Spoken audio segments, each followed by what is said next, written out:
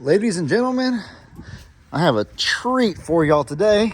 Well, first I got a treat for old Ivy right here, old Limurgine or Beverly. Can't tell which one's which. I think that's, I don't know. Who's who? This is Beverly, that's Imogene. I can only tell by the belly. Imogene has a belly of a formerly pregnant donkey.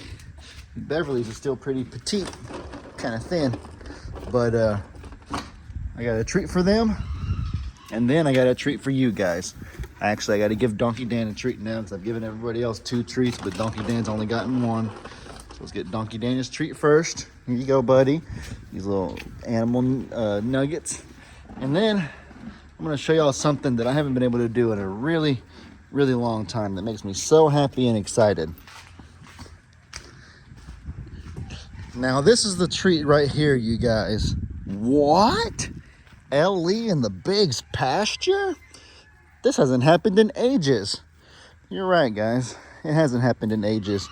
I haven't been in the BIGS pasture in this area in a really, really long time. This feels refreshing. This feels really good to be able to do this right now. You wouldn't believe how long it's been, you guys. This is crazy to me. Being in the BIGS pasture, it's been like half a year at least, if not longer. I've been in here on a side-by-side, but I ain't actually been in here walking around in a really, really, really long time. And the reason why, as I'm sure you all know, is because this used to be the kingdom of the horses. And y'all know that I don't do horses. I've had bad experiences in the past. I've talked about it many times, but I'll talk about it again, I suppose, because I know some viewers are newer, and when they come and join the page, they see that I do great with the little animals, but for some reason I won't do anything with those dang horses. People probably wondering why. I've had a number of bad experiences with horses and cows. First of all, putting aside the fact that they're obviously super large and capable of hurting you just based on their sheer size alone, even if they're not intending to. That's one. But then even besides that, I've had Dixie when she was still here. Bless her heart, rest her soul. I was sitting there on the ground petting Cornholio. It was a long time ago, many, many years back, when Dixie, some of the horses, and Cornholio all shared a pasture together. They were all in the Little's pasture together, and Dixie ran right by me and like kicked her legs right at my face when I was sitting crisscross applesauce on the ground, just for no reason. I was petting Cornholio, like I said, wasn't anywhere nearby. So that's something that, thank goodness she didn't actually contact or connect with me. And she was like running and sprinting full speed, just spastic, unexplainable behavior. And then one time, that was back in probably 2020, like December 2020, around the time that we met, Levy. That was actually around the November, December 2020. It was during that. 15th is the day. November 15th. That I messaged you. Yeah. It was around that time, actually. So I made a video of it. A few of you might remember the clip, actually. Dixie. But right? yes. I have no idea what you're even talking about. Yeah. See, Meg knows. And then it was probably before that, 2017 or 2018, there was an incident where we had Moo and CJ, and I was kind of, my dad had been running the farm for a while. I lived with my mom at that time because I was still in high school, and y'all know my parents are divorced, so I'd be with my mom during the week and then come with my dad on the weekends. And so I came over one weekend, and my dad was kind of showing me all this cool new farm stuff that he was doing because he was kind of getting into it, and he had me out there with them feeding the big animals, the horses and the cows, who were in their own pasture. Where did it happen at? Because I right around here where we're standing at, ironically. You know what's weird? What? Is when I watched the video, I thought it was in the Little's pasture where Ziggy likes to eat at that gate. It's actually probably, I remember that the barn dominium area. It was kind of near that barn dominium area, so it was probably closer in that direction. But it was in this general area, just a little bit more that way. If we're trying to think of like the exact, my feet were here when it happened, sort of a thing. Either way, though, I just had a bucket of feed. It's common sense. You don't act crazy. You don't fidget your arms. You don't jump around and make loud noises around horses and cows. You don't want to startle them. Common sense. So I was just being calm. Y'all know my calm, laid back demeanor. That's how I've always been. And so I'm just sitting there just relaxing, just kind of watching my dad do his thing. And next thing you know, out of nowhere, either Moo or CJ just goes, charges like a freaking bat out of hell, as they call it, and rams one of the horses in the ribs. And then the horse starts jumping around, and I was right behind the horse. I was like right behind it, and thank God the horse didn't like kick out of being startled or anything like that. So that wasn't the Dixie one. That was a different one. That was Moo or CJ just ran Bucky's, the blind horse, in one eye out of nowhere. See, I didn't even know about that. Yeah, that was the second incident. That makes a lot more sense. That one's not on video. I was standing probably right here. Let's say this is Bucky's, and so I'm just probably sitting here looking over this way or whatever, and then over on this side, Moo or CJ, whoever it is, comes and just rams the horse right in the ribs. And so you picture if they rammed the horse kind of leading this way and the horse kind of kicked, where would that end up? Right at my face. Just inexplicable behavior. I know. Ellie, they weren't trying to hurt you. They were just hungry and excited during feed time. I know. I'm not saying that they were trying to hurt me, but what good will that do whenever I'm either paralyzed or I'm hurt or I'm in a wheelchair or something, and everyone's like, Ellie, I'm so sorry, and I'm like, it's all right, guys, they didn't mean to, it's all okay. You see what I mean? I'm gonna tease you a little bit right here, Levy. This is kind of just a joke. I think you already know what I'm gonna say.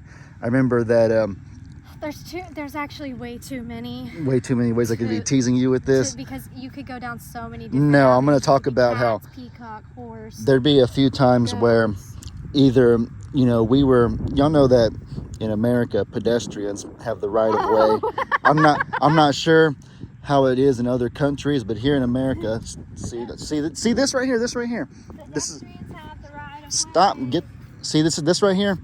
I already kind of. Are you gonna talk about what I said? I'm trying to, but they're making me uncomfortable. It's okay. She just wants attention. See, like this one's kind of coming up behind it, and they're charging at me a little faster than I would like. It's okay. And I know they're sweet, but this is.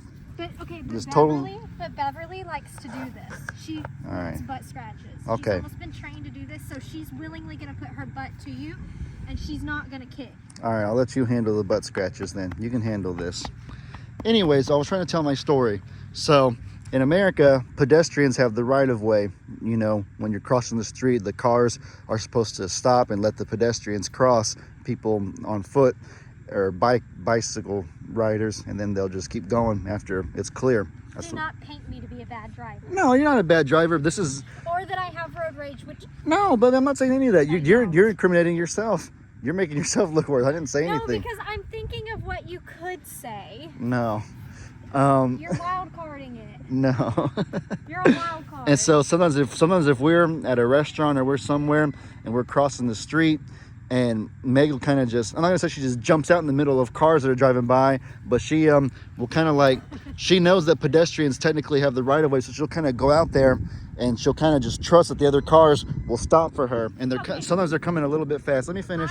But I know you, I'm not saying you don't look, but the point is that you trust them to obey the law and stuff like that. And I'm like, Levy, you kind of went kind of quickly. I don't even know if they were fully stopped before you crossed the street yet. And you go, Levy, pedestrians have the right of way. Like, you're like, it's fine, pedestrians have the right of way. I'm the one following the law here. And I'm like, yeah, Levy, that's real great. You get run over by a car, you end up in a courthouse, you're in a wheelchair, you're paralyzed or something, and you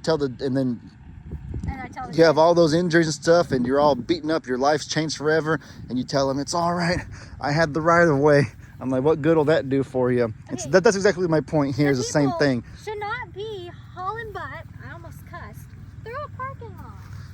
Yeah, they shouldn't be, but like, I know they shouldn't be, but it does, two wrongs don't make a right, though. I do not just jump out there. I might go before you would. You're much, much, much more cautious. That's all my point was, is that all I was doing is, I'm not saying you're a crazy driver, that you're a reckless crosser of the street or anything like that. You just added a new topic of conversation to our everyday banter. And I say banter because this is not, I'm not irritated. You're not irritated. I was comparing it to this right here, how it does no good for me whether it's intentional or accidental. The point is that they're capable of hurting people, the bigger animals. And so if I do get injured, what good will it do for me to say it was an accident, or I just trusted them, or it don't matter if that's accidental or on purpose. I still have an injury. I'm still hurt, whatever the case may be. And so that's those two experiences is why I have a hard time with the bigger animals, the cows and the horses. Donkeys, I do pretty good with. Ones that I can trust. Imogene and Dan I do really good with because they're very gentle and they're predictable and they're not that big. But you know, Beverly and Ivy are a little more unpredictable, so I'm kind of a little bit more careful. And you do have to watch. You have to watch their behavior a lot. So like right now, like I can tell that this is stressing you out. But do you know what she wants? What? She really just wants her butt scratched. She's trying to get closer to you so she can turn around and get yeah. her butt, And so I sit there and I think if I get behind her butt and start scratching, she'll probably be fine. But what happens if one of the other ones unpredictably comes up like in front of her and startles her and she just kicks out of habit? What if a horsefly bites her or something? Yeah. Uncle Raleigh, rest his soul as well. Pawpaw's brother, Uncle Raleigh, when he was younger, he had a horse that he rode 1,000 times growing up. Uncle Raleigh has always been good on horseback and whatnot, and he just was a fanatic. He was a professional dang near with those horses, and that one he trusted more than anybody in his life. That horse was his right-hand man, his wingman, if you want to call it that. And just one day out of nowhere, Uncle Raleigh went to the horse, got up to saddle it and hop on like he'd done 1,000,000 times before. And God knows what happened, but the horse got scared and the horse flinched back and kicked Uncle Raleigh straight in the face. Uncle Raleigh lived the majority of his life blind in one eye. If y'all didn't know that, I didn't even know that. My dad told me that a few days ago. But so Uncle Raleigh lived the majority of his life from the time he was 12 till he passed recently at the age of 87 or 88, however old he was. So 70 years with being blind in one eye because a horse that he'd ridden 1,000 times got scared and kicked him one day. And I don't even need to mention what happened with Jamie recently. And so I find that it's almost comical that after all these things that have happened and after all my valid reasons, there's people that still give me a hard time, criticize me, and tell me I'm not fit to be a farmer because I'm cautious around the big animals. Doesn't that seem silly? In all honesty, isn't that silly? I think it's because they look at, so everybody is raised differently, and so you obviously take to look at the parents before, and because your dad does also have a channel, they look at how your dad is, and they assume that you must be at the same level, when in fact, you're a totally different person. You have parts of your dad and parts of your mom, like how you were raised, and your mom has always been more cautious, and that's a great thing, and so you took your cautious from her, where your dad has a different skill set than you do, but you also have a completely different skill set from your dad. And I think people also get upset because it's 2024, you're a man, you shouldn't be afraid of an animal, you should be doing this, you should be doing that, look at what your dad's done and what are you doing, you know what I mean? Like, yeah. So it's the same thing if you don't get up at the butt crack of dawn, but you stay up late, even though you stay up late because we're night owls and we're young. Yeah. What have you developed that into? Well, you should have seen the number of predators that we've seen in the middle of the night that others wouldn't. The snake that we found that one day that could have hurt a chicken or something. We found Bambi's babies at like 2 or 3 in the morning, I think, maybe midnight. But if we had a traditional sleeping schedule, we wouldn't have found them till morning. What if they needed help or something? You know, and so it just, yes, we might miss a little more of the day than other people do, but while people are sleeping, we have that time of day. You know, we have that assurance that we know that if we hear something weird, if the goose squawks the wrong way, we're outside in 2 minutes, you know? Yeah. So I think it goes into what people see is the societal norm of how things are also supposed to go, and they think you're soft, and they just don't like that. They don't like that because you're on a farm, you should have a certain look to you and a certain way you act, you know? And there's a small majority that... Yeah, that ain't for everybody, obviously. But if anybody didn't know, now you know, I guess. You're so sweet, Lovey, and so smart as always. Oh, that was full. My beautiful fiance is so brilliant. That was female lion right there. Female lion. She's my little, she's my mama bear. She's protecting me. That didn't come out right. I'm not your mama bear. I'm the female lion. Yeah, there we go. In the pride, you know. Yeah. The women get in the fights. Yeah. Female lion. Oh man. No, but the whole point of this video wasn't even to be about that. The original reason I started recording was to talk about how good it feels to be back in this big pasture. The horses have been moved. My dad was finally able to get Tex, moved, which has made way for him to be able to move the horses to Longhorn Lester's. And it's no rush for him. We're just kind of, you know, we're very go with the flow and stuff like that. And so I'm able to walk around here, look at the green grass and whatnot, and it feels very beautiful. And after all the moves that my dad and Jamie need to make are finalized, then we might be looking into some of our own changes around here. You know, maybe think about getting the goats to come into this pasture, get to eat some of this grass, do the pasture rotation that we talked about a few months ago. They'll make way to add a few more animals because we're kind of reaching capacity in that other pasture, but now we have a whole new pasture to work with. We also have all of that back there. Yeah, we do. We have a lot back here. We're really blessed with but I don't think we've talked about it, and I don't know. I just talked with your dad a little bit. The issue back there is littles can't go back there because it's barbed wire. They'll go under that. They need this fencing, right? Yeah. So that leaves us even there decisions of what bigger animals like donkeys, or do we look into getting some cattle just to graze, or what do we do that's to keep that maintained down there, you know, so we're not mowing it every... Yeah, my dad asked if we could, and the animals are fun to have, they're great content, and so there's no, and then if we have more space, it opens the door for us to be able to acquire more rescues. There's been a lot of rescues that we've had to turn down because it hasn't been suitable here for it yet, but that'll all change pretty soon, which is exciting. Speaking of that, my dad asked if we could take Gary, and I don't know if that's definitive or not, but I was like, yeah, sure, shouldn't be a problem. Gary, it shouldn't be a big deal. And so Gary could be one that goes back there near the barbed wire fencing.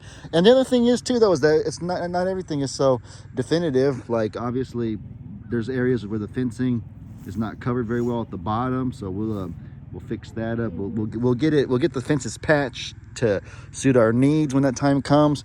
If we really want to have other animals back there, then we could replace the barbed wire with actual fencing.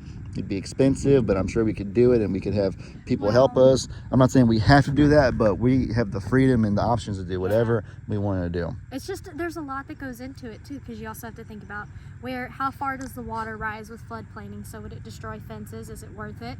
Or oh yeah, there's my dad did say that. Maybe that's not a good idea. Then you have to think about, you know, I forgot about that. If we decided the route of, we do kind of like Papa does, instead of getting big animals to maintain that, we drove the littles out there every day. Well, right now we've got 6 babies.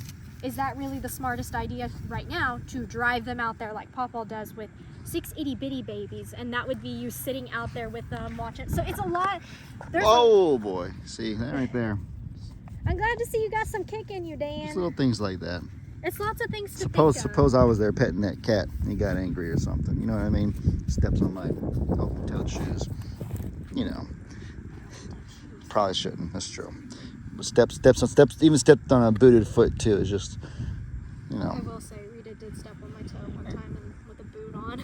Yeah. And my still hurt. Still bruised. Yeah, I'm saying. But it saved it more than that. It's true. You're right. If I'm going to come out here with the BIGS more often, then I think we probably should start by moving them to the barbed wired area. But you know what? Who knows? That's not even today or not even tomorrow. We'll figure that out when the time comes. No, this just signifies like good things. Yeah, right? good things and a new era beginning. We have a lot of freedom and a lot of choices to make, and we're really blessed to have that, and all the love and support we get from you guys, from the family, from my dad and Jamie, and so on and so forth.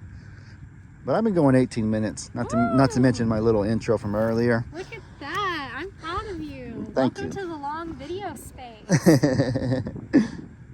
I think my last few have been kind of long, actually. A little bit longer. Baby goats, you just want to sit there and video them. Do you have any baby goat content in this video? No. No? No, just been in the big pasture. Proud of you. She's proud of me because that's all our most recent videos have been, is all babies, and we wanted to see if we could give a little bit of spotlight to the other animals. Even though they're not the new hot thing, we still want to give them their props. Alrighty guys, well with all that said, I hope y'all enjoyed. Y'all be sure to let me know in the comments what kind of stuff you guys want to see.